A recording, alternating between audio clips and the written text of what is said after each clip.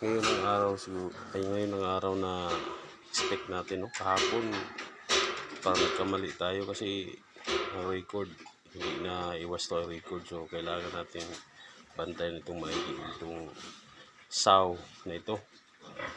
Ito na siguro ngayon, no? Siyempre ang tandaan. Nag-seal na yung hari niya, oh. Tapos ito na, oh. Hinga niya, lumalakas na yung hinga niya. Naka-prepare na yung brooder niya.